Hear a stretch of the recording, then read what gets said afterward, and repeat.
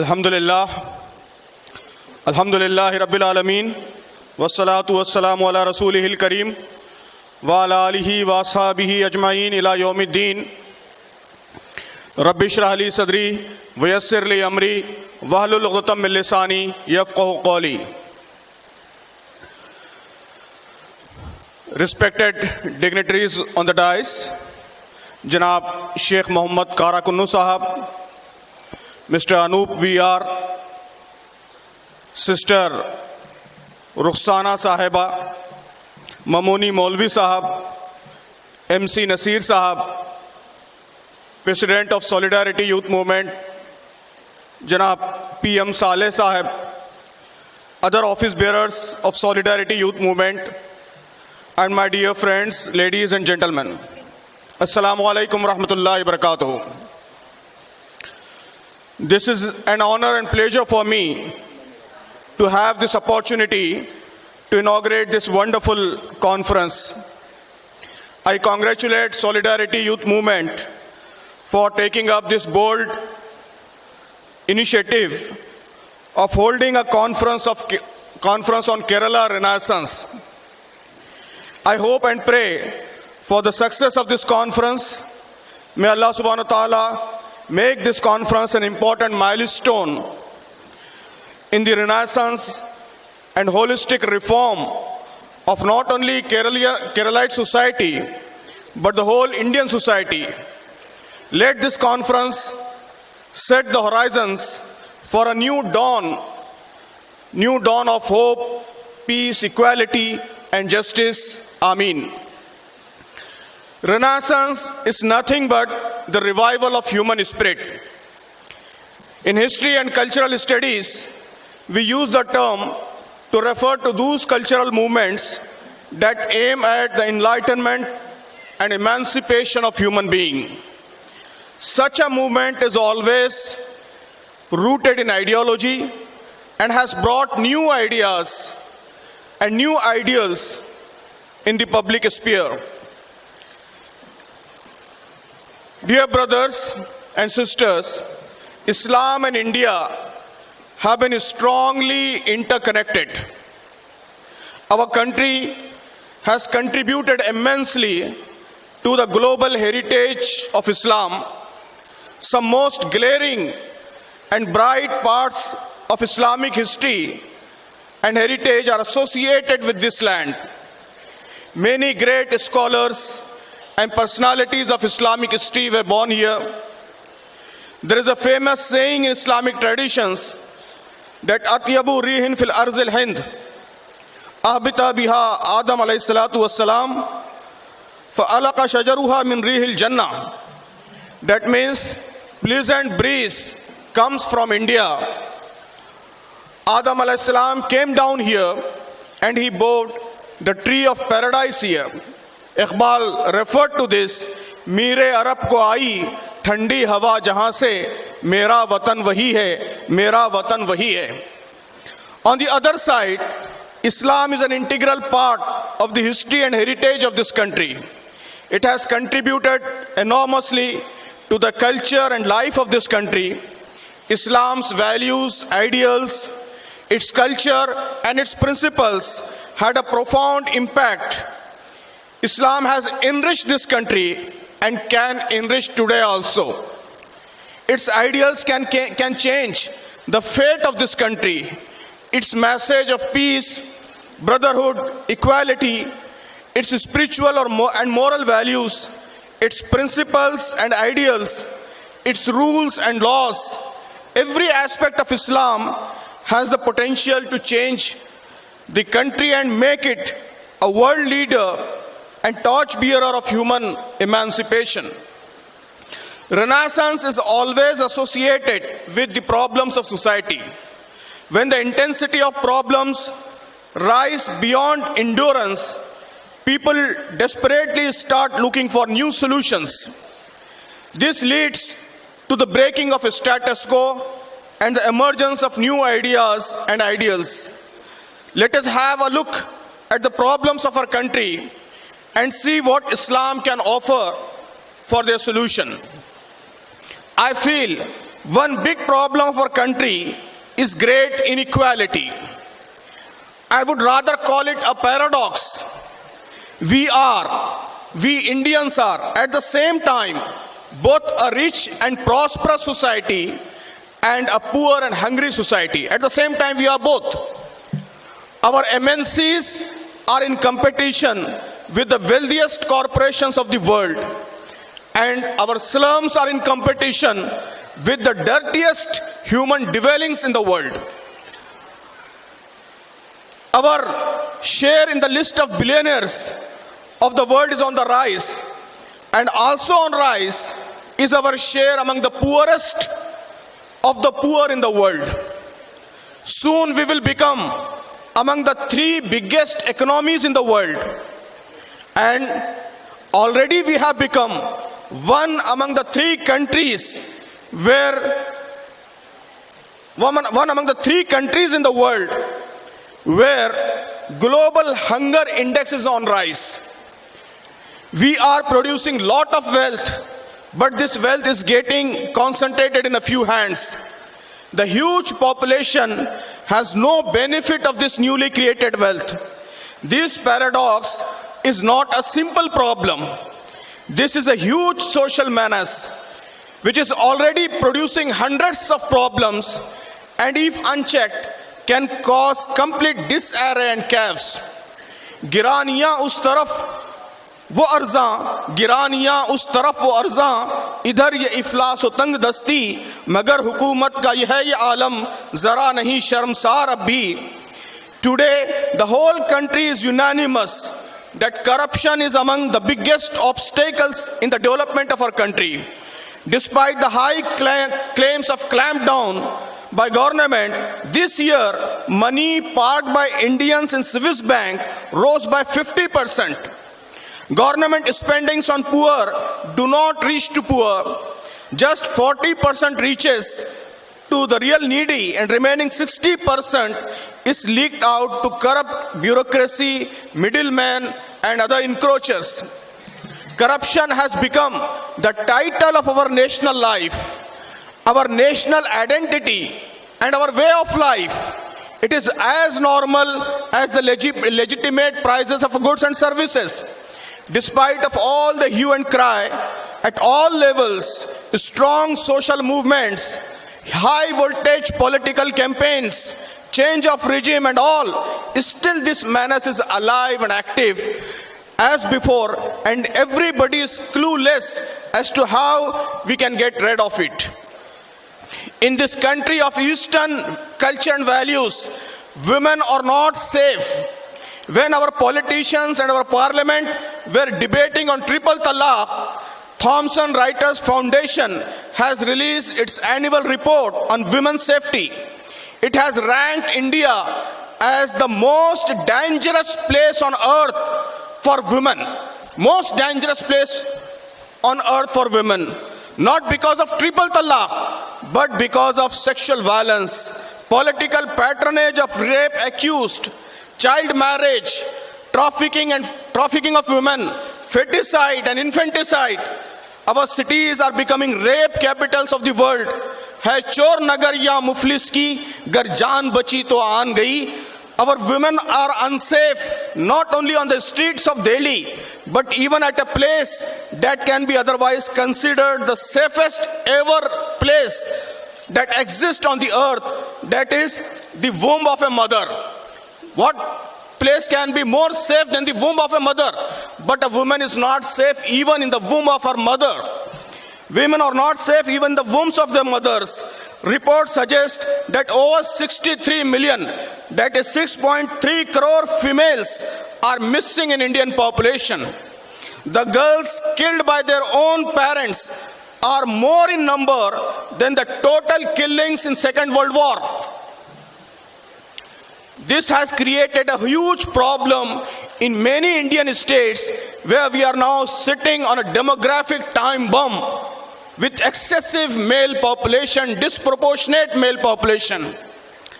One of the main causes of all these problems is our national insensitivity and selective sensitivity. Our elites, our middle class, our intellectuals, our media, everywhere a certain kind of selectivity is visible. We tend to choose our issues based on our political comfort. Middle class morality is considered the conscience of a society. We rise up when problem belongs to our community, our class, our caste, and we tend to ignore when it is not so.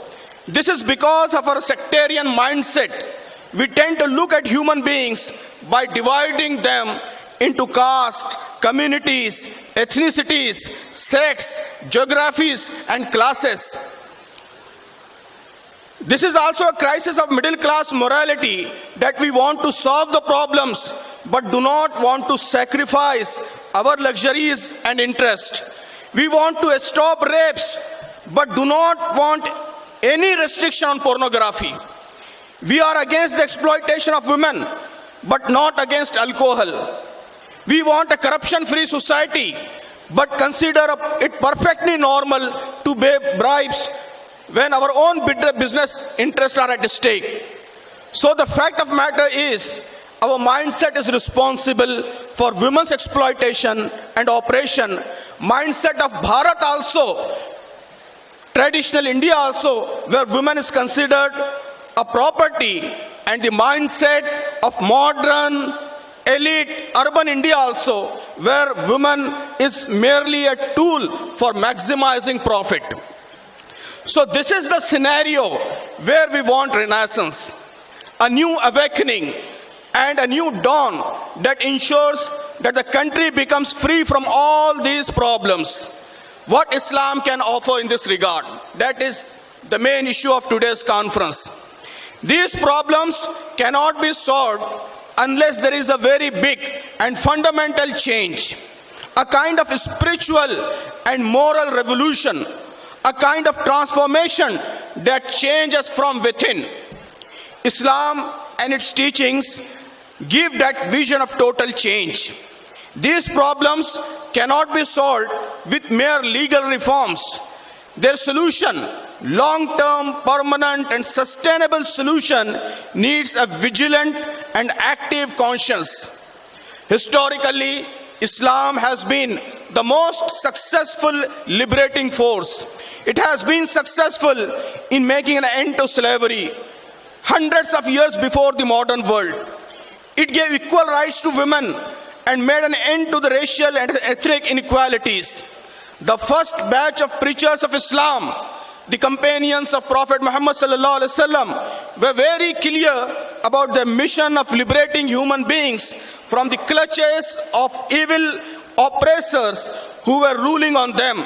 The belief in one God and His supremacy was antithesis to all exploitative regimes, and such exploiters were considered self-made God, and raising voices against such exploitation was considered part of Islamic belief. As Rabi bin Amir Razallahu Ta'ala Anhu spoke in the court of Persian noble Rustam, Inna Allah b'ta'asna linukhrij al-ibada min ibadati al-ibad ila ibadati rabbil ibad. Allah has sent us to liberate Allah's slaves from the slavery of His slaves and take them to the slavery of their only Lord, the Almighty Allah subhanahu wa ta'ala. Wa min ziqat dunya ila sa'atil akhirah, and to liberate them from the narrowness of this world and to take them to the wideness of akhirah. Wa min jawr al-adyani ila adl al-islam, and liberate them from the tyranny of man-made barbaric laws and take them to the justice of Islam. Quran says about Prophet Muhammad sallallahu alaihi wasallam, وَيَزَعُ عَنْهُمْ إِسْرَهُمْ وَالْأَغْلَالَ الَّتِي كَانَتْ عَلَيْهِمْ. This is explicitly and unequivocally stated vision of Islam's liberating movement. The main distinction of Islam's philosophy of liberation is that it is rooted in its fundamental doctrines. These fundamental doctrines are divinely revealed, and belief in their divinity is the basic precondition of becoming a Muslim. So there exists no possibility of bringing any alteration in these fundamental doctrines. Islam's vision of human emancipation and renaissance is rooted in strong beliefs. Islam believes not in just change of laws or change of systems, but all changes that Islam envisages come from the change of heart and mind. A spiritual transformation results into the transformation of other walks of life. Islam says laws and rules are necessary but not sufficient. Real change needs deep-rooted connection with Almighty Allah, His love and His fear that creates a sound and always vigilant conscience. The main reason of all kind of exploitation is the overt and covert, conscious or subconscious belief in supremacy. The belief in white man's genealogical supremacy is a part of Western subconscious, and the dogma of the superiority of Aryan race is deeply rooted in the minds of upper class Indians.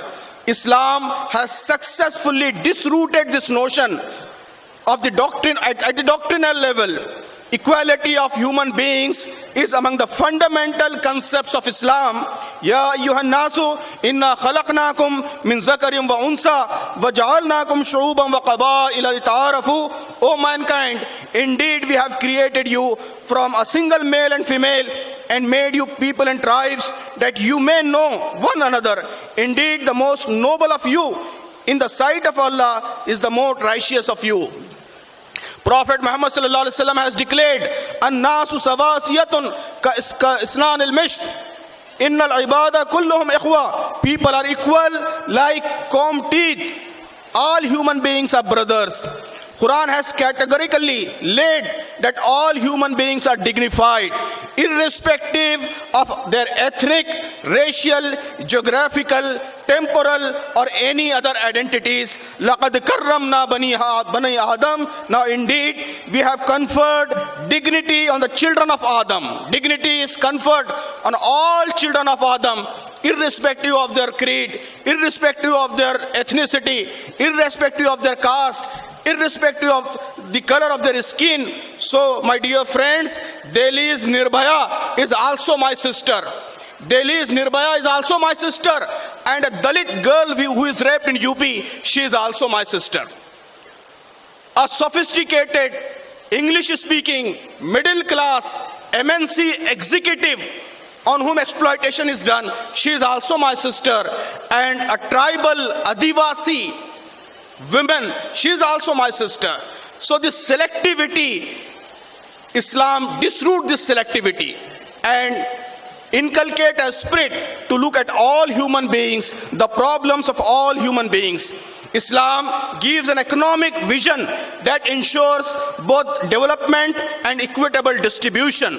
The main confusion before the economic policies is that only if socialist policies are adopted, the economic development and the process of production of wealth slows down. While if capitalist policies are adopted, the wealth is produced, but it gets concentrated in a few hands and poor gets poorer. Islam shows a middle path that ensures both economic development, creation of wealth, and equitable distribution. Wealth is produced and also distributed properly. Zakat is a powerful institution of economic leveling. 2.5% of annual levy is imposed exclusively for poor, not on the income of rich, but on the total value of their assets. Islam also prescribed interest-based loans to stop accumulation of wealth in a few hands. It has laid down such scientific principles of inheritance that in no case wealth remain concentrated in few hands. Islam has also banned lottery, casino, and speculative financial instrument that has been called by Warren Buffett the economic weapons of mass destruction. So all this is to ensure proper and equitable distribution of wealth. So these policies lead to creation of wealth as well as equitable, just distribution of wealth so that wealth flows from rich to poor, and poor gets richer and wealth is properly distributed. On the issue of gender justice, in pre-Islamic Arabia and in the rest of the world, women's condition was equal to that of slaves and chattels with no rights. Women could neither own nor inherit property. At homes, they had no rights over their children or themselves. In fact, they could be easily sold or abandoned by their husbands at their will. If they were ill-treated by their husbands, they had no recourse to divorce. They had no real status in the society, not being respected as wife, mother, or daughter. In fact, daughters were considered worthless and were often killed at birth. These conditions existed well into the 19th century in most parts of the world. Even in the United States, where some basic rights were given to women only in the beginning of 20th century. Let me also say that same conditions exist even today, not only in traditional backward societies, but even in the most modern, industrialized and urban societies. Female feticide is mainly an urban phenomenon. Women are most unsafe in the most developed urban metropolitan areas. All Me Too victims were part of highly civilized and modern sections of the society. Capitalist and imperialist exploitation of women is mostly an urban and modern matter. Gender-based wage difference exists even in 2018 in most countries, even in the countries like United States, United Kingdom and Japan. Islam can play an important role in the emancipation of women. Even today, in the 6th century, with the advent of Islam, the condition of women changed dramatically. Almost overnight, women were endowed with equal rights and put on the same level with men. In the Holy Quran, Allah makes it clear that He created man and woman as equal beings. He says, خَلَقَكُم مِّن نَفْسٍ وَاحِدَةٍ ثُمَّ جَعَلَ مِنْهَا زَوْجَهَا. He has created you from a single being, then of the same kind made its mate. وَلَهُنَّ مِثْلَ الَّذِي عَلَيْهِنَّ بِالْمَعْرُوفِ. Women have the same rights against their man as men have the rights.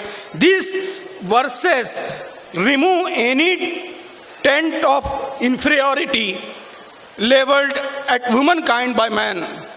Allah has clearly declared in the Holy Quran that woman has same spiritual capacity as man and that she can attain equal spiritual reward by her own efforts. The Holy Quran says, وَمَنْ يَعْمَلْ مِنَ الصَّالِحَاتِ مِنْ ذَكَرٍ أَوْ أُنْثَى وَهُوَ مُؤْمِنٌ فَأُولَٰئِكَ يَدْخُلُونَ الْجَنَّةَ وَلَا يُظْلَمُونَ نَقِيرًا. And whoever does good deeds, whether male or female, and he or she is a believer, these shall enter the paradise and they shall not be dealt with unjustly. Holy Prophet sallallahu alaihi wasallam laid down that education. Holy Prophet has laid down that education is compulsory for man and woman. Quran states, لِلرِّجَالِ نَصِيبٌ مِّمَّا اكْتَسَبُوا وَلِلنِّسَاءِ نَصِيبٌ مِّمَّا اكْتَسَبْنَا. Unto man shall be the portion of that which they earn, and also women shall have the portion of that which they earn. These verses establish the equality of man and women in so far as their works are concerned. Women has the right to manage her own wealth. A married woman is not even required to spend out of her own wealth, as it is the duty of her husband to provide for her. In Islam, girl child has a very special place and regard. Holy Prophet ﷺ said, he who brings up two girls through their childhood will appear on the day of judgment attached to me like two fingers of a hand. Hijab is often discussed as a tool of exploitation. This is not. No Muslim woman considers this so. It is in fact the symbol of dignity and respect that Islam gives to women. Islam gives every woman that same respectable attire in which the whole Christian world wants to see Holy Mary in, or same attire in which our Hindu brothers associated Sita ji with. So in the same attire, Islam wants every woman to see a respectable attire, so that it is a means of protecting women and providing them with freedom from many social evils. This physical covering is the only first step to developing hijab. The true and full observance of hijab is achieved when veiling extends to a man and woman's mind and heart. This means that one should veil or shield his or her mind and heart from impure and immoral thoughts when in contact with the opposite sex. One's thoughts, words, and actions should reflect a sisterly love and respect towards fellow human beings. Islam's vision of an ideal society is well articulated in the vision statement of Prophet Muhammad sallallahu alaihi wasallam, hatta yasiru rakib min sana ila hazar al-maut la yakhafu illa Allah. When a person will travel from Sana to Hazrat, one end to another end, and there will be no fear. In other tradition, one woman will travel from one end to another, and there should be no fear. The history witnessed the realization of this vision. Today also, an ideal society will be the one where woman is safe in mother's womb and also in the roads of our cities, where he can travel from Kashmir to Kerala, and there should be no fear. There should be no fear, not of any kind, where a Dalit woman, an Adivasi woman, any kind of woman can travel safely from one corner of India to another corner of India. That is Islam's real vision, and this vision can be accomplished through proper realization of the ideals that Islam preaches. I once again pray Allah subhanahu wa ta'ala for the realization of this vision, for the success of this conference, and for the dawn of a new era of renaissance in Kerala and in the whole country. Thank you very much. Jazakumullahu khaira.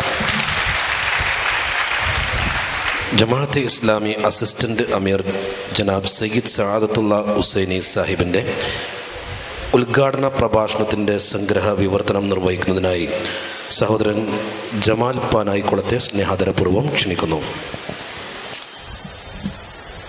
അൽഹംദുലില്ലാഹ് വസ്സലാത്തു വസ്സലാമു അലാ റസൂലില്ലാഹി വഅലാ അലിഹി വസ്ഹബിഹി അജ്മഈൻ. വേദിയിലുള്ള ബഹുമാന്യരെ, പ്രിയങ്കരായ സഹോദരി സഹോദരന്മാരെ, അതിഗംഭീരമായ ഈ സമ്മേളനം ഉദ്ഘാടനം ചെയ്യാൻ എന്നെ ക്ഷണിച്ചതിൽ ഞാൻ അങ്ങേയറ്റം അഭിമാനം പ്രകടിപ്പിക്കുകയാണ്. സോളിഡാരിറ്റിയുടെ ധീരമായ ഈ ചുവടുവെപ്പിന് എല്ലാവിധത്തിലുമുള്ള അഭിനന്ദനങ്ങൾ രേഖപ്പെടുത്തുകയും ചെയ്യുകയാണ്. ഈ സമ്മേളനം സമത്വത്തിൻ്റെ, നവോത്ഥാനത്തിൻ്റെ പുതിയ പ്രഭാതം സൃഷ്ടിക്കുവാൻ സഹായകമാകട്ടെ എന്ന് ആത്മാർത്ഥമായി പ്രാർത്ഥിക്കുന്നു. പൊതുമണ്ഡലത്തിലേക്ക് പുതിയ ആശയങ്ങളും പുതിയ വ്യവഹാരങ്ങളും സൃഷ്ടിക്കലാണ് നവോത്ഥാനം ചെയ്യുന്നത്. ആ നിലക്ക് ഇന്ത്യ മഹാരാജ്യത്തിൻ്റെ നവോത്ഥാനവും ഇസ്ലാമും തമ്മിൽ വലിയ ബന്ധമുണ്ട്. വലിയ നവോത്ഥാനത്തിൻ്റെ നെടുനായകന്മാരായ പണ്ഡിതന്മാരെ ഇസ്ലാമിക ലോകം ഇന്ത്യ രാജ്യത്തിന് സമർപ്പിച്ചിട്ടുണ്ട്. ഇന്ത്യയിലെ ഇസ്ലാം നിർവഹിച്ച വിമോചനത്തിൻ്റെ പങ്കിനെക്കുറിച്ച് നമുക്ക് ഒരുപാട് വായിക്കുവാൻ, നമുക്ക് പറയാൻ കഴിയും. ഈ രാജ്യത്തിൻ്റെ സാഹോദര്യത്തിൽ, ഇവിടുത്തെ സമത്വത്തിൽ, ഇവിടുത്തെ ധാർമ്മികതയിൽ, ഇതിലൊക്കെ ഇസ്ലാം വലിയ പങ്ക് വഹിച്ചതായി നമുക്ക് കാണുവാൻ കഴിയും. മനുഷ്യർ പ്രശ്നങ്ങൾ അനുഭവിക്കുന്ന സാഹചര്യങ്ങളിൽ, അവർ പ്രതിസന്ധികളിൽ അകപ്പെടുമ്പോൾ ആ പ്രതിസന്ധികളിൽ നിന്ന് കുതറിച്ചാടുവാനുള്ള അവരുടെ ശ്രമമാണ് യഥാർത്ഥത്തിൽ നവോത്ഥാനത്തിൽ കലാശിക്കുന്നത്. ഇന്ത്യ രാജ്യം അനുഭവിക്കുന്ന വിവിധങ്ങളായ പ്രശ്നങ്ങളെ കൃത്യമായി അഭിമുഖീകരിക്കുവാനും അതിൽ നിന്ന് പുറത്തു ചാടുവാനുമുള്ള ഈ രാജ്യത്തെ ജനങ്ങളുടെ ശ്രമങ്ങളായിരുന്നു ഈ രാജ്യത്തെയും നവോത്ഥാനത്തിന് അടിത്തറവാകിയത് എന്ന് നമുക്ക് കാണാൻ കഴിയും. നമ്മുടെ രാജ്യം അനുഭവിക്കുന്ന വലിയൊരു പ്രശ്നമാണ് അസമത്വം എന്ന് പറയുന്നത്. ഒരു ഭാഗത്ത് മൾട്ടിനാഷണൽ കമ്പനികൾ അഭിവൃദ്ധിയെക്കുറിച്ചും അതുപോലെ തന്നെ ഇവിടെയുള്ള സമൃദ്ധിയെക്കുറിച്ചുമൊക്കെ സംസാരിച്ചു കൊണ്ടിരിക്കുമ്പോൾ, മറുഭാഗത്ത് ഈ രാജ്യത്ത് ദാരിദ്ര്യം കുമിഞ്ഞുകൂടിക്കൊണ്ടിരിക്കുന്നു. ഒരു ഭാഗത്ത് ഈ രാജ്യത്ത് കോടീശ്വരന്മാരുടെ എണ്ണം വളരെയധികം വർദ്ധിച്ചുകൊണ്ടിരിക്കുമ്പോൾ, മറുവശത്ത് ഇന്ത്യ രാജ്യത്ത് ചേരികളുടെ എണ്ണവും എണ്ണവും സമാന്തരമായി വർദ്ധിച്ചുകൊണ്ടിരിക്കുന്നു. ഒരു ഭാഗത്ത് വലിയ വികസനത്തെക്കുറിച്ച് സംസാരിക്കുമ്പോൾ മറുഭാഗത്ത് ഈ രാജ്യം ദാരിദ്ര്യത്തിൻ്റെ സൂചികയിൽ വളരെയധികം മുന്നോട്ട് പോയിക്കൊണ്ടിരിക്കുന്നു. ഈ സംഗതി എന്ന് പറയുന്നത് വലിയൊരു സാമൂഹിക വിപത്താണ്.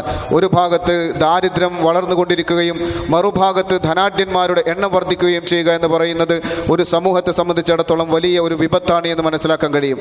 മറ്റൊരു ഭാഗത്ത് രാജ്യം അഴിമതി എന്ന് പറയുന്ന വലിയൊരു ദുരന്തത്തെ നേരിട്ടുകൊണ്ടിരിക്കുന്നു. ഈ കഴിഞ്ഞ വർഷം സ്വിസ് ബാങ്കിലെ അക്കൗണ്ടുകളിൽ ഏതാണ്ട് 50% വർധനവാണ് ഇന്ത്യക്കാരുടേതായിട്ടുണ്ടായത് എന്ന് നമുക്ക് കാണാൻ കഴിയും. ഗവൺമെൻറ് ഈ രാജ്യത്തെ പാവപ്പെട്ടവരുടെ വികസനത്തിന് വേണ്ടി ചെലവഴിക്കുന്ന ഫണ്ടിൻ്റെ കേവലം 40% അവരിലേക്ക് എത്തുന്നത് എന്നും ബാക്കി വരുന്ന 60% ഈ രാജ്യത്തെ ബ്യൂറോക്രസി അവരുടെ കീശ വീർപ്പിക്കുവാൻ വേണ്ടി വിനിയോഗിച്ചുകൊണ്ടിരിക്കുന്നു എന്നുള്ളത് നമ്മൾ കണ്ടുകൊണ്ടിരിക്കുന്നു. ഈ വലിയ പ്രതിസന്ധികളെ തരണം ചെയ്യുവാൻ ഈ രാജ്യത്തെ പൗരന്മാർ കൃത്യമായിട്ട് ശ്രമിക്കേണ്ടതുണ്ട്. ഈ സന്ദർഭത്തിൽ നമ്മൾ മനസ്സിലാക്കേണ്ടത് ഇതൊക്കെയാണ് ഈ രാജ്യത്തിൻ്റെ നവോത്ഥാനത്തിന് പലപ്പോഴും കാരണമായിട്ടുള്ളത് എന്നാണ്. ഈ രാജ്യത്തിൻ്റെ സ്ത്രീകളുടെ അവസ്ഥ നമ്മൾ പരിശോധിക്കുക. ഒട്ടും സുരക്ഷിതരല്ലാത്ത ഒരു വിഭാഗമാണ് ഈ രാജ്യത്തെ സ്ത്രീകൾ. ഈ രാജ്യത്തെ പാർലമെൻറ്റിൽ മുത്തലാഖിനെ കുറിച്ച് ചർച്ച ചെയ്തുകൊണ്ടിരിക്കുമ്പോഴാണ് തോമസ് റോയിട്ടേഴ്സിൻ്റെ ഒരു റിപ്പോർട്ട് നമ്മുടെ ശ്രദ്ധയിൽപ്പെടുന്നത്. ആ റിപ്പോർട്ടിൽ ഇന്ത്യ രാജ്യത്തിലെ സ്ത്രീകൾ അനുഭവിക്കുന്ന പ്രതിസന്ധിയെക്കുറിച്ച് ആ റിപ്പോർട്ട് രേഖപ്പെടുത്തുന്നുണ്ട്. ആ റിപ്പോർട്ടിൽ രേഖപ്പെടുത്തുന്ന ഈ രാജ്യത്തെ സ്ത്രീകൾ അനുഭവിക്കുന്ന പ്രശ്നം, അവരനുഭവിക്കുന്ന പ്രയാസം എന്ന് പറയുന്നത് മുത്തലാഖിൻ്റെ പേരിലല്ല. നേരെ മറിച്ച് ഈ രാജ്യത്ത് അവരനുഭവിച്ചു കൊണ്ടിരിക്കുന്ന ലൈംഗികമായ ചൂഷണങ്ങളും ലൈംഗികമായി അവരെ വിനിയോഗിച്ചുകൊണ്ടിരിക്കുന്നതുമാണ് ഈ രാജ്യത്തെ സ്ത്രീകൾ അനുഭവിക്കുന്ന പ്രശ്നമെന്ന് തോമസ് റോയിട്ടേഴ്സിൻ്റെ റിപ്പോർട്ട് നമ്മുടെ മുമ്പിൽ സൂചിപ്പിക്കുന്നു. എത്രത്തോളം എന്ന് പറഞ്ഞാൽ ഒരു സ്ത്രീയെ സംബന്ധിച്ച്, ഒരു മനുഷ്യനെ സംബന്ധിച്ച് ഏറ്റവും വലിയ സുരക്ഷിത ഗേഹമായ അമ്മയുടെ ഗർഭപാത്രത്തിൽ പോലും ഈ രാജ്യത്തെ സ്ത്രീകൾ സുരക്ഷിതരല്ല. ഓരോ വർഷവും ഈ ഇന്ത്യയിൽ 63 മില്യൺ കുട്ടികളാണ് അമ്മമാരുടെ ഗർഭാശയങ്ങളിൽ വെച്ച് കൊല ചെയ്യപ്പെടുന്നത് എന്ന് നമുക്കറിയാൻ കഴിയും. 2ാം ലോക മഹായുദ്ധത്തിൽ കൊല്ലപ്പെട്ട കുഞ്ഞുങ്ങളുടെ എണ്ണത്തേക്കാൾ കൂടുതലാണ് ഇന്ത്യ രാജ്യത്ത് അമ്മമാരുടെ ഗർഭാശയങ്ങളിൽ വെച്ച് കൊല ചെയ്യപ്പെടുന്ന കുഞ്ഞുങ്ങളുടെ എണ്ണമെന്ന് പ്രിയമുള്ളവരെ നമ്മൾ മനസ്സിലാക്കേണ്ടതുണ്ട്. പാർശ്വവൽകൃതരായ മനുഷ്യരുടെ ഒരുപാട് പ്രശ്നങ്ങൾ ഇവിടെ നമ്മുടെ മുമ്പിൽ ഉണ്ട് എന്ന് നമുക്ക് കാണുവാൻ കഴിയും. സ്ത്രീകൾ പാർശ്വവൽക്കരിക്കപ്പെട്ടുകൊണ്ടിരിക്കുന്നു. അതേപക്ഷം നമ്മൾ ഒരു തരം ഇരട്ട നിലപാട് എല്ലാ വിഷയങ്ങളിലും സ്വീകരിക്കുകയും ചെയ്യുന്നു. നമ്മൾ പറയുന്നു ഈ രാജ്യത്ത് നമ്മൾ ബലാത്സംഗത്തെ എതിർക്കുന്നു എന്ന്. എന്നാൽ ബലാത്സംഗത്തിലേക്ക് വഴിവെക്കുന്ന അശ്ലീല ചിത്രങ്ങളുടെ പോണോഗ്രാഫിയുടെ ഈ രാജ്യത്ത് നിരോധിക്കണമെന്ന് പറയുമ്പോൾ അതിനെക്കുറിച്ച് നമുക്ക് മിണ്ടാട്ടമില്ല. ഈ രാജ്യത്ത് സ്ത്രീകൾ ചൂഷണം ചെയ്യപ്പെടുന്നത് നമ്മൾ എതിർക്കുന്നു. മറുഭാഗത്ത് സ്ത്രീ ചൂഷണങ്ങളുടെ വലിയൊരു കാരണമായ മദ്യത്തെക്കുറിച്ച് പലപ്പോഴും നമ്മൾ നിശബ്ദരാണ്. ഈ രാജ്യത്ത് അഴിമതിയെ എതിർത്തുകൊണ്ട് നമ്മൾ സംസാരിക്കും. മറുഭാഗത്ത് ഈ രാജ്യത്ത് നമ്മുടെ ആവശ്യം കാണുവാൻ വേണ്ടി ഏതർത്ഥത്തിലുമുള്ള കൈക്കൂലി കൊടുക്കുവാനും നമ്മൾ സന്നദ്ധമാവുകയും ചെയ്യും. ഈ ഇരട്ടത്താപ്പ് ഒരിക്കലും ഒരു രാജ്യത്തെ സംബന്ധിച്ചിടത്തോളം ഒട്ടും ഭൂഷണമല്ല എന്നാണ് ഈ സന്ദർഭത്തിൽ എനിക്ക് പറയുവാനുള്ളത്. പ്രിയമുള്ളവരെ, ഞാൻ സൂചിപ്പിച്ചു വന്നത് ഈ രാജ്യം അനുഭവിക്കുന്ന പ്രശ്നങ്ങളിൽ, ഈ രാജ്യം അനുഭവിക്കുന്ന പ്രതിസന്ധികളിൽ കേവലം നിയമത്തിൻ്റെ അച്ചുതണ്ട് കൊണ്ട് മാത്രം അതിന് പരിഹാരം കാണുവാൻ സാധ്യമല്ല. ആത്മീയവും ധാർമ്മികവുമായൊരു വിപ്ലവത്തിലൂടെ മാത്രമേ രാജ്യം നേരിടുന്ന പ്രശ്നങ്ങൾക്ക് പരിഹാരം കാണുവാൻ കഴിയൂ എന്നാണ് ഞാൻ മനസ്സിലാക്കുന്നത്. ഇങ്ങനെ രാജ്യത്തിന് ആത്മീയമായ ധാർമ്മികമായ വിപ്ലവത്തിലൂടെ പുതിയൊരു ലോകം സൃഷ്ടിക്കുവാൻ ഇസ്ലാമിനാണ് കഴിയുക എന്നും ഞാൻ മനസ്സിലാക്കുന്നു. ഇസ്ലാം ഈ ലോകത്തിൻ്റെയും രാജ്യത്തിൻ്റെയും ചരിത്രത്തിൽ പലപ്പോഴും ഇങ്ങനെ പരിഷ്കരണങ്ങൾക്ക്, നവോത്ഥാനത്തിനുള്ള ചാലക ശക്തിയായിട്ട് മാറിയിട്ടുണ്ട്. പ്രവാചകന്മാർ കടന്നു വന്നത് ലോകത്തുണ്ടായിരുന്ന പല ചൂഷണങ്ങളെയും അവസാനിപ്പിക്കുന്നതിന് വേണ്ടിയാണ്. പ്രവാചകന്റെ അനുചരന്മാർ ലോകത്തെ അധിനിവേശ ശക്തികളുടെ മുമ്പിൽ, ലോകത്തെ ചൂഷണ ശക്തികളുടെ മുമ്പിൽ നെഞ്ചു വിരിച്ചു നിന്നിട്ട് അവർ പറഞ്ഞിട്ടുണ്ട്, ഞങ്ങൾ ഇന്നല്ലാഹ ബഅസന ലിനുഖ്രിജൽ ഇബാദി മിൻ ഇബാദത്തിൽ ഇബാദി ഇലാ ഇബാദത്തില്ലാഹി വഹദ. ഈ ലോകത്തുള്ള അടിമകളുടെ അടിമത്തത്തിൽ നിന്ന് ഉടയ തമ്പുരാന്റെ അടിമത്തത്തിലേക്ക് മനുഷ്യരെ നയിക്കുവാൻ വന്നവരാണ് ഞങ്ങൾ എന്ന വിമോചനത്തിന്റെ വലിയ വർത്തമാനം പ്രവാചകന്റെ അനുചരന്മാർ ലോകത്ത് പറയുന്നത് നമുക്ക് കാണാൻ കഴിയും. പ്രവാചകന്റെ ദൗത്യമായിട്ടും വിശുദ്ധ ഖുർആൻ പറയുന്നുണ്ട്, മനുഷ്യരെ ഞെരിച്ചുകൊണ്ടിരിക്കുന്ന ഭാരങ്ങളെ, അവരെ ഞെരിച്ചുകൊണ്ടിരിക്കുന്ന ചങ്ങലക്കെട്ടുകളെ വിമോചിപ്പിക്കുവാനാണ് പ്രവാചകൻ വന്നത് എന്ന് പ്രവാചകന്റെ വിമോചന ദൗത്യത്തെക്കുറിച്ചും വിശുദ്ധ ഖുർആൻ നമ്മുടെ മുമ്പിൽ പറയുന്നത് കാണാൻ കഴിയും. മനുഷ്യന്റെ വിമോചനത്തെ കേവലം നിയമം കൊണ്ട് സാധ്യമാക്കുവാൻ കഴിയുകയില്ല. മറിച്ച് ധാർമ്മികമായ വിപ്ലവത്തിലൂടെ മാത്രമേ മനുഷ്യന്റെ വിമോചനം സാധ്യമാവൂ, നവോത്ഥാനം സാധ്യമാവൂ എന്നാണ് ഈ സന്ദർഭത്തിൽ എനിക്ക് സൂചിപ്പിക്കുവാനുള്ളത്. മനുഷ്യൻ സ്വയം നിർമ്മിതമായ അവൻ്റെ ഔന്നത്യഭാവമാണ് പലപ്പോഴും ചൂഷണത്തിന് കാരണമായി വർദ്ധിക്കുന്നത്. യഥാർത്ഥത്തിൽ ഈ ഔന്നത്യഭാവത്തെ, സ്വയം നിർമ്മിതമായ ഔന്നത്യഭാവത്തെ ഇസ്ലാം ഒരിക്കലും അംഗീകരിച്ചു കൊടുക്കുന്നില്ല. ഇസ്ലാം പറയുന്നത്, യാ അയ്യുഹന്നാസു ഇന്നാ ഖലഖനാകും മിൻ ദക്കരിൻ വ ഉൻസ വജഅൽനാകും ശുഊബൻ വഖബാഇല ലിതആറഫു എന്നാണ് വിശുദ്ധ ഖുർആനിന്റെ ആഹ്വാനം. പ്രവാചകൻ തിരുമേനി സല്ലല്ലാഹു അലൈഹി വസല്ലമയും പറയുന്നത് മനുഷ്യർ അന്നാസു സവാസിയത്തുൻ കഅസ്നാനിൽ മിഷ്ത്, മനുഷ്യൻ ഒരു ചീർപ്പിന്റെ പല്ല് പോലെ സമന്മാരാണ് എന്ന് പ്രവാചകൻ തിരുമേനിയും മനുഷ്യനെ പഠിപ്പിക്കുന്നത് കാണാൻ കഴിയും. മനുഷ്യാന്തസ്സിനെ കുറിച്ചാണ് ഇസ്ലാമിന് പറയുവാനുള്ളത്. മനുഷ്യരെ ആരാണെങ്കിലും, ആദിവാസിയാണെങ്കിലും, മനുഷ്യൻ വെളുത്തവനാണെങ്കിലും കറുത്തവനാണെങ്കിലും എൻ്റെ സഹോദരനാണ്, എൻ്റെ സഹോദരിയാണ് എന്ന് പറയുവാനുള്ള കെൽപ്പാണ് ഇസ്ലാം മനുഷ്യന് സമ്മാനിക്കുന്നത്. സാമ്പത്തിക രംഗത്തും വളരെ വിപ്ലവകരമായ വിമോചനകരമായ ഒരുപാട് ഇസ്ലാമിന് മുന്നോട്ട് വെക്കാനുണ്ട്. ചൂഷണമുക്തമായ ഒരു സാമ്പത്തിക രംഗത്തെക്കുറിച്ച് സകാത്തിലൂടെ, പലിശരഹിത സംവിധാനങ്ങളിലൂടെ, പലിശരഹിത വായ്പകളിലൂടെ സമ്പത്തിനെ സൃഷ്ടിക്കുകയും സമ്പത്തിൻ്റെ നീതിപൂർവകമായ വിതരണം ചെയ്യപ്പെടുകയും ചെയ്തതിനെ കുറിച്ചാണ് ഇസ്ലാമിന് പറയുവാനുള്ളത്. സ്ത്രീക്ക് ഒരു സ്ഥാനവുമില്ലാത്ത, അടിമയെപ്പോലെ സ്ത്രീയെ പരിഗണിക്കുന്ന, സ്ത്രീയെ കൊല ചെയ്യുന്ന ഒരു സംസ്കാരത്തിലാണ് ഇപ്പോഴും നമ്മൾ ജീവിച്ചുകൊണ്ടിരിക്കുന്നത്. തികച്ചും സ്ത്രീ അരക്ഷിതമായ നഗര കേന്ദ്രീകൃത ഇടങ്ങളിലാണ് പലപ്പോഴും സ്ത്രീ ഏറ്റവും കൂടുതൽ അരക്ഷിതത്വം അനുഭവിക്കുന്നത്. ഈ അടുത്ത് നടന്ന മീറ്റു ക്യാമ്പയിൻ നിങ്ങൾ ശ്രദ്ധിച്ചു നോക്കുക. ആരാണ് മീറ്റു ക്യാമ്പയിനിൻ്റെ ഇരകളായി വന്നത് എന്ന് പരിശോധിച്ചാൽ അധികവും നഗര കേന്ദ്രീകൃത ജീവിതം നയിക്കുന്ന വനിതകളാണ് ഈ മീറ്റു ക്യാമ്പയിനിൻ്റെ ഇരകളായി പലപ്പോഴും മുന്നോട്ട് വന്നത് എന്നും നമുക്ക് കാണാൻ കഴിയും. ഇതിനൊക്കെയും പരിഹാരം സ്ത്രീകൾ അനുഭവിക്കുന്ന പ്രശ്നങ്ങൾക്ക്, സാമ്പത്തിക പ്രശ്നങ്ങൾക്ക്, മനുഷ്യരാശി അനുഭവിക്കുന്ന പ്രശ്നങ്ങൾക്ക് ഇസ്ലാമിൽ കൃത്യമായ പരിഹാരമുണ്ട് എന്ന് നമുക്ക് കാണാൻ കഴിയും. ആത്മീയമായി സ്ത്രീയെയും പുരുഷനെയും ഒരുപോലെയാണ് ഇസ്ലാം കാണുന്നത് എന്നും വിശുദ്ധ ഖുർആനിൽ നിന്ന് നമുക്ക് കാണാൻ കഴിയും. ചൂഷണത്തിൻ്റെ ഒരു ആയുധമായിട്ട് ഹിജാബിനെ കുറിച്ച് സംസാരിച്ചു കൊണ്ടിരിക്കുന്നു. ഈ സന്ദർഭത്തിൽ എനിക്ക് പറയുവാനുള്ളത്, ഹിജാബ് എന്ന് പറയുന്നത് ക്രൈസ്തവ സഹോദരന്മാർ അവരുടെ ആരാധനാമൂർത്തിയായ മേരിക്ക് ഏത് വേഷമാണോ ധരിപ്പിക്കുന്നത് ആ വേഷമാണ് മുസ്ലിം സ്ത്രീ ധരിക്കുന്ന ഹിജാബ്. ഹിന്ദു സുഹൃത്തുക്കൾ അവരുടെ ആരാധ്യയായ സീതാദേവിക്ക് ഏത് വസ്ത്രമാണ് അവർ ധരിപ്പിക്കുന്നത് ആ വസ്ത്രമാണ് മുസ്ലിം സ്ത്രീ അഭിമാനത്തോടുകൂടി അവൾ ധരിച്ചു കൊണ്ടിരിക്കുന്നത്. പ്രവാചകൻ തിരുമേനി സല്ലല്ലാഹു അലൈഹി വസല്ലം ഇങ്ങനെ മനുഷ്യനെ വിമോചിപ്പിക്കുന്ന, ചൂഷണങ്ങളില്ലാത്ത ഒരു വ്യവസ്ഥയെക്കുറിച്ച് സ്വപ്നം കണ്ടതും ആ സ്വപ്നം നമ്മളുമായി പങ്കുവച്ചതും പ്രവാചകന്റെ വചനങ്ങളിൽ കാണാൻ കഴിയും. പ്രവാചകൻ പറഞ്ഞല്ലോ, ഹത്താ യസീറ റാക്കിബു മിൻ സൻആ ഇലാ ഹളറമൗത്ത്, സൻആയിൽ നിന്ന് ഹളറമൗത്തിലേക്ക് നിർഭയമായി മനുഷ്യന് സഞ്ചരിക്കാൻ കഴിയുന്ന ഒരു ലോകത്തെക്കുറിച്ച് പ്രവാചകൻ വളരെയധികം മനോഹരമായ ഒരു സ്വപ്നം നമ്മളോട് പങ്കുവെക്കുന്നത് കാണാൻ കഴിയും. ആദിവാസിക്ക്, ദളിതന്, സ്ത്രീക്ക് സുരക്ഷിതമായി ജീവിക്കാൻ കഴിയുന്ന, സുരക്ഷിതമായി യാത്ര ചെയ്യാൻ കഴിയുന്ന ഒരു സമൂഹത്തിൻ്റെ സൃഷ്ടിപ്പിനെ കുറിച്ചാണ് പ്രവാചകൻ ഇവിടെ സ്വപ്നം കാണുന്നത്. ഈ ലക്ഷ്യം സാക്ഷാത്കൃതമാകുന്ന ഒരു ലോകം പുലരട്ടെ, അതിന് ഈ സമ്മേളനം സഹായകമാകട്ടെ എന്ന് മാത്രം ആശംസിച്ചുകൊണ്ട് ഞാൻ എൻ്റെ വാക്കുകൾ അവസാനിപ്പിക്കുന്നു. വാഖിറു ദഅ്വാനാ അൽഹംദുലില്ലാഹി റബ്ബിൽ ആലമീൻ.